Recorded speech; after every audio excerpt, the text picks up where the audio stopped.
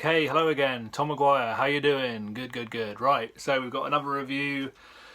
This time it's Dan Harris. I keep wanting to say Sam Harris, but he's the guy who argues with Jordan Peterson, isn't he? He's the atheist guy, not him, Dan Harris. So the title of this book, I'm going to have to read it, I'm afraid, because there's no way I could bother to remember it. 10% Happier, How I Tamed the Voice in My Head, Reduced Stress Without Losing My Edge, and Found Self-Help That Actually Works. A true story. Now this, to be fair, in all seriousness, is actually a pretty good book. If you are serious about personal development, and that's what this channel is about, I keep saying, then you've got to be prepared to have a bit of a think about meditation and being mindful and mindfulness and stuff, okay? Because it's really important that we're able to control our emotions to a certain extent. And when I say control our emotions, I don't mean kind of like, I think when you hear control your emotions, you almost immediately sort of think bottling things up and stiff upper lip and all that sort of crap, and it's not that at all. Controlling your emotions, actually, what it really means, if you do it properly, is actually getting yourself to a state where your emotions aren't pulling you around all over the place and kind of telling you what to do all the time, basically, which is kind of obviously what you want to avoid. It's nothing wrong with having emotions, nothing wrong with acknowledging that you're going to feel bad at times, acknowledging that you're going to feel anxious. Someone like what's his name, the guy who wrote Everything Is Fucked and A Subtle Art of Not Giving, Mark Manson, him, if you look at him on YouTube and read his books, he will say, you know, let's not be ridiculous. You get all this sort of self-help advice about bad emotions being bad and stuff. It's a lot of rubbish. We have a spectrum of emotions. We feel bad at times, we feel good at times, you know, there's a vast spectrum, and we have to acknowledge that. And Jordan Peterson as well will say that being aware of your dark side and your negativity and stuff is really important, because he makes the point that it isn't possible to be truly good if you're someone who doesn't have any bad in you, because if you haven't got any bad in you, you're just a rabbit, you're just kind of useless, you're just not capable of doing anything, are you? You're not going to stand up for yourself or anyone else. So we all have that kind of primeval sort of darkness within us. The good people are the ones who don't allow that to take control and actually do the best they possibly can to be good people. Okay, so that's that bit. So 10% Happier, Dan Harris, he was a news presenter in America. He was really kind of ambitious, and he kind of, I don't know if he describes himself as a bit of a dick or other people have described him as a bit of a dick, but that's kind of what I've read about him. And I think he says that he is a bit of a dick himself. And he kind of comes across as if he just accepts that. He's just kind of like, you know, he had this real big ego thing. He really cares. I suppose he's a front man on TV. He really cared about what his hair looked like, and if he saw someone else who was better looking than him, it was a concern. And he had all these insecurities and stuff. And he pushed to be as good as he possibly could, as successful as he possibly could. And then he basically had an anxiety attack, a panic attack, live on TV. And it could have ruined his career, but he managed to have a bit of a word of himself. He sought out some self-help gurus. He came across Eckhart Tolle. Eckhart Tolle, you've probably heard of him. He's a German guy who wrote The Power of Now and A New Earth. I've read both of those. I will do a review at some point. I keep meaning to, but they're really popular books. They're massive books. Loads of people have heard of them anyway. There's loads of reviews on there, but I will bring it into this channel at some point on personal development, because they're really good. They're really mystical and kind of they've got a real unique feeling to them, which I really like. But anyway, this book is 10% Happier, so stick to the book. So he seeks out these self-help gurus. He basically tries to simplify meditation and mindfulness, and basically says, you know, it can be as simple as literally closing your eyes, taking a deep breath through your nose, out through your mouth, concentrating on your breath. Whenever a thought comes into your mind, acknowledging it, letting it go. But the point he makes is that you've got to practice it. It's like training a muscle or training your body. You don't expect to go to the gym once and then suddenly become a master. You've got to keep going. You've got to keep going. It's a habit thing. And that's true for me. I've tried meditation before and I kind of gave up on it, and I've been trying it again recently, and I am going to keep pushing at it and keep doing it. And I personally, at the minute, weirdly, early on, find for someone who's got so much going on in their mind all the time, I find it quite easy to kind of go blank, which is maybe a little bit worrying.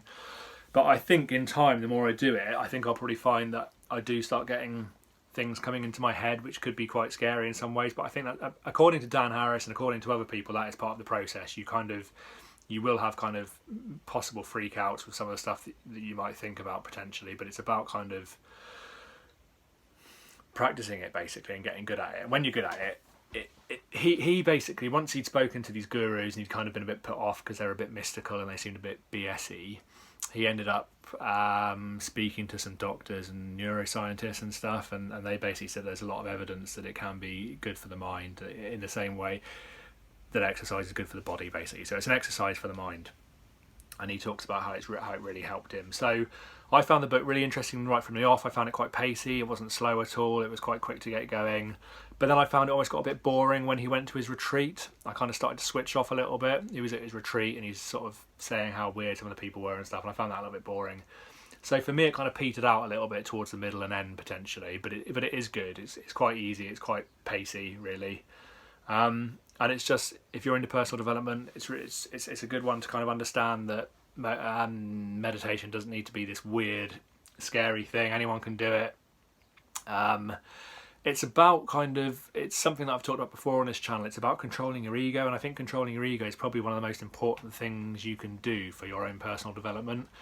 We are all so kind of dragged around by this inner bastard voice that we have, that basically is there because years ago, hundreds of thousands, if not millions of years ago, we were in danger all the time, and we needed to be able to just pick ourselves up and fight or freeze or run, basically. And this voice is there to protect us in those situations. But the trouble is, we've made so much progress in the last kind of couple of, I don't want to read Sapiens, Yuval Noah Harari. He will give you a better idea of how quickly we've made progress. But I would say the last 100 years we've made crazy steep progress. Like if you look at the kind of curve over the last 100,000 years, for example, I'm pretty sure it's probably fairly steady, and then it comes to the last kind of few hundred, and the last 100 years it just literally, in terms of advances in technology and stuff, it's just shot straight up. And of course we've still got that monkey brain, that reptile brain within us, which is there trying to keep us safe, but unfortunately it doesn't work very well in a world where we've got skyscrapers and aeroplanes and cars and computers and mobile phones and all these things that kind of connect us so kind of quickly and efficiently. It doesn't work too well because it's protecting us. It makes us scared to take healthy risks. It makes us scared to do things that make us uncomfortable. It makes us scared to seem silly in front of people. It just protects us basically, and it overprotects us, and it causes us to judge other people. It causes us to resent things, to feel bitter, to feel negative. So if you can control your ego, read Ryan Holiday's Ego is the Enemy. That's fantastic. He's done Ego is the Enemy. He's done Stillness is the Key. I've done a review on Stillness is the Key, but I've not yet reviewed Ego is the Enemy. Ego is the Enemy is one I'm probably going to read again at some point. Each year I try to make sure I go over 4 or 5 books again. 4 or 5 that I consider worth going over again, and I think that's one of them I will do this year, because I think ego is huge. I think it's really important. When you think about the stuff that goes on in the media, when you think of people's differences in opinion over politics and things and how angry people get, it's all ego. It's all because people don't agree with us. They must be stupid. They must be thick. And it's actually one of the biggest helps to me in recent times has been to kind of take a step back when I feel myself thinking like that and just think, you know what, that person has had a lifetime of forming their opinions for one reason or another, and just because they're different to mine doesn't mean they're stupid. And it's just worth kind of thinking about things like that, and it's worth meditating basically so that you can control that inner monkey, that inner reptile, whatever you want to call it, that is there to kind of drag you around all over the place by making you angry, scared, and what have you. So meditation, in Dan Harris's opinion, is a really good one, and he comes across as a bit of a dick as well in the book, and he kind of admits that and says that, you know, if it's good for someone like him, then he actually truly thinks it could change the world, and I kind of agree with him. I think mental health is something that we've only really in recent years started to kind of acknowledge. I was talking to my sister the other day about this, and she's very clever, and she was talking about that sort of stuff.